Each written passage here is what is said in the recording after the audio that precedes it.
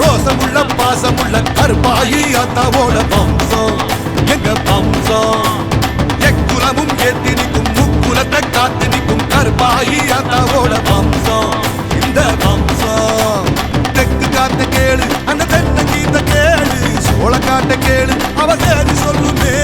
அச்சம் இங்கு இல்ல அது மிச்சமேதும் இல்ல கச்ச கட்டி இன்று புகழ் உச்சமே